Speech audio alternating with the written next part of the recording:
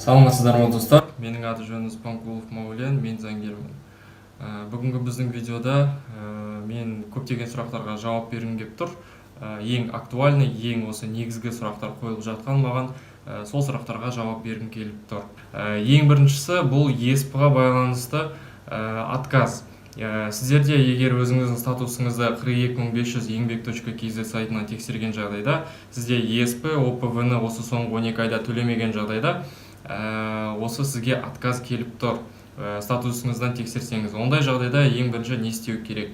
Және ол осы ESP не үшін сіздерге осындай отказ ретінде келді? Көбінесе елдер осы ең бірінші заявкасын жіберіп алады, содан кейін барып біледі ESP-ні төлеу керек екендігін, содан кейін барып ESP-ні 2-3 күннен кейін немесе одан әрі 7 күннен кейін барып төлейді. Сол төлегеннен кейін барып адамдарға осы отказ келеді. Ол негізі системасы былай. Сіздер бірінші заявканы ESP-ні төледіңіз дейік, и сол күні тағы да еще заявканы жібердіңіз. Осындай жағдайда да негізі сіздерге отказ келеді. Өйткені ESP бірінші төлеген кезде сразу мемлекетке бармайды, мемлекетке информация ретінде, ақпарат ретінде бұл. Ең бірінші сіз төлеген ESP ол бірінші банкқа барады, қай банктан төледіңіз. Сол банкқа барып обработка болады, ол банктан кейін барып информация мемлекетке барып өтеді. Кейбір жағдайда банк ұмытып кетуі де мүмкін сіздің информацияңызды ары қарай негізі мемлекетке жіберуге. Соған байланысты сіздің заявкаңызды жібергеніңіз бірінші мемлекетке кетеді, ал сіздің ESP-іңіз ол негізі ары қарай банкқа барып, одан кейін мемлекетке барып, негізі үлгермейді сол заявканың артынан. Сондай жағдайда сізге негізі отказ келеді. Көп жағдайда осы ESP-ға байланысты отказдың барлығы осы принципқа байланысты отказ келіп жатыр. Осындай сізге отказ келген жағдайда не істеу керек? Ең біріншіден, сіздер осы ESP-ні бірінші рет төлегеннен кейін, бірінші заявка, отказ болған заявкаға, екінші рет негізі ESP-ні қайтадан төлеп керек емес.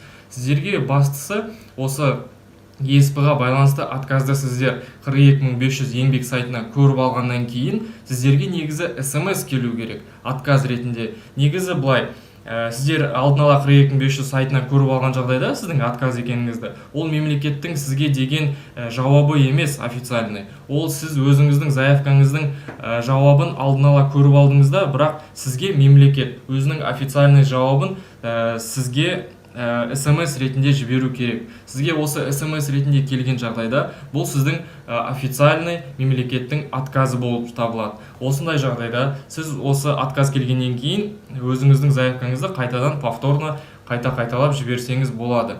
Бұл жерде тағы бір момент бар. Мысалы, ең бірінші отказ келген заявканы сіз Telegram бот арқылы жіберсеңіз, екінші рет сіз 42500 еңбек сайтынан немесе EGOV сайтынан жіберуіңіз керек. Ал егер бірінші рет сіз 42500 сайтынан жіберсеңіз, екінші рет сіз Telegram немесе EGOV арқылы жібергеніңіз дұрыс.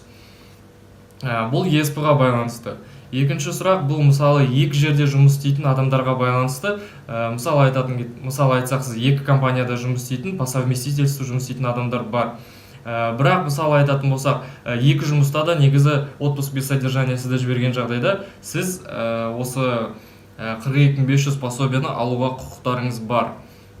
Үшіншіге келетін болсақ, ИП және жұмыс істейтін адамдар да бар. Мысалы, бір компанияда жұмыс істеп жүреді, бірақ өзінің жеке бір бизнесі бар, ИП-сын ашып алып жұмыс істеп жүрген адамдар. Осындай адамдарға келетін болсақ, мысалы, екі жерден де, мысалы, ИП-іңіздің доходы тоқтатпаса, жұмыстан да сізді мысалы осы отпуск без содержанияға жіберетін жағдайда, сіз негізі осы пособияны алуға құқықтарыңыз бар. Ең бастысы, сіздер кімде осы ИП ТО-лар бар, сіздер осы ИП-ларыңызды жауып, немесе оларды тоқтатып керек емес. Сіздер жай ғана осы негізі ИП-ларыңыздың атыңыздан ешқандай осы кассовый аппарат, кассовый чектердің барлығын пробивать етпей, безналым осы ИП-ның, ТО-ның счеттарына ешқандай ақша түспеу керек. Осы ең бастысы.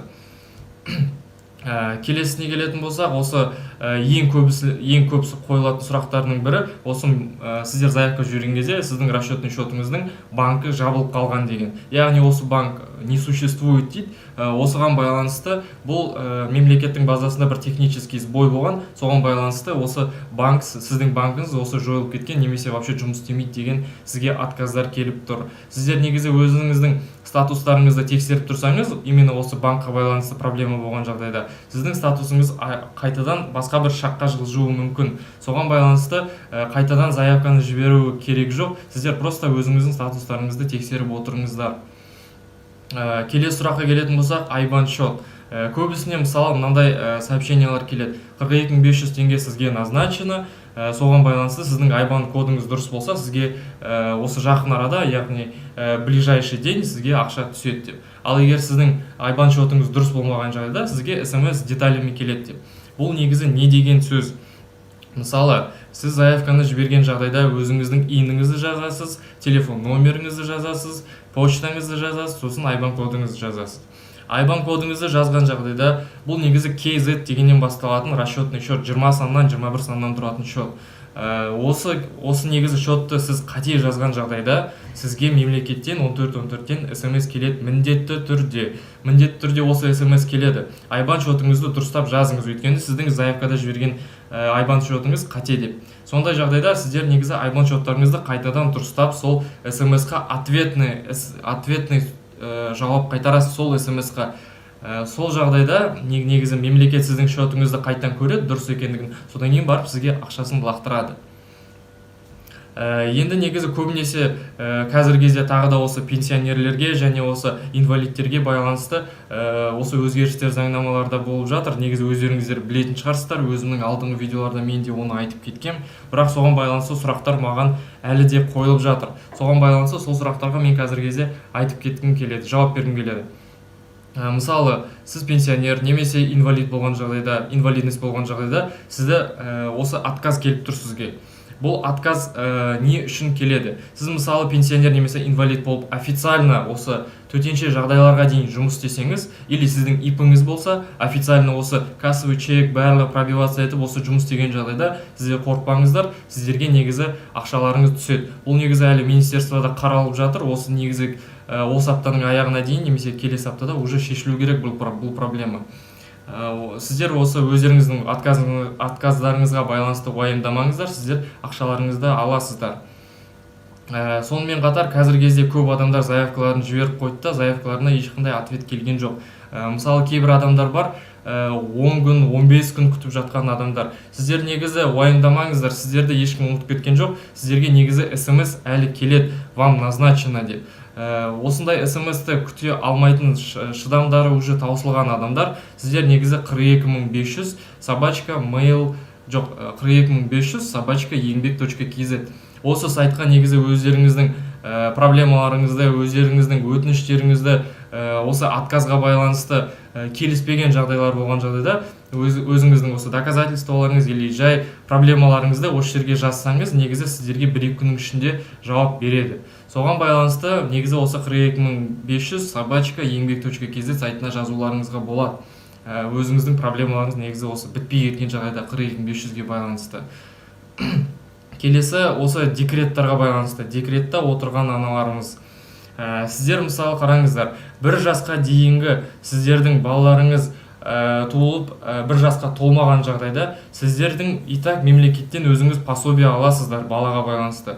Бұндай жағдайда сіздер өздеріңіз түсінуіңіз керек, сіз 42500-ді осы пособияны ала алмайсыздар. Соған байланысты сіздер заявканы жіберіп керек емес.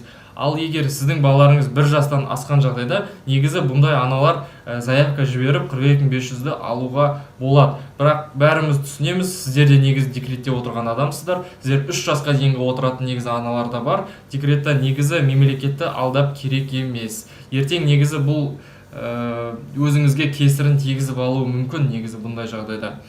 Сонымен қатар негізі пенсионерлер және инвалидтарға байланысты тағы бір айтып кеткім келеді. Мысалы, сіздер бағана мен мысалы официально жұмыс істейтін адамдар туралы айтып кеткен болатын. Қазіргі кезде мысалы неофициально жұмыс істейтін немесе жұмыс істемейтін инвалидности бар адамдар немесе осы пенсионерлер, сіздер негізі төтенше жағдайларға дейін ешқандай жұмыс істемесеңіз 1 жылдың ішінде, ондай кезде сіздер төтенше жағдай басталғаннан кейін ЕСП төлеп, осы 42500-ді алам деп негізі ЕСП-ны төлеп те керек емес, өйткені сізге отказ келеді. Өйткені қазіргі кезде жаңа заңға өзгерістер енгізілді. Сіздер негізі тек қана официально жұмыс істеген пенсионерлер мен мүгедектер негізі осы 42500 пособиясын ала алады.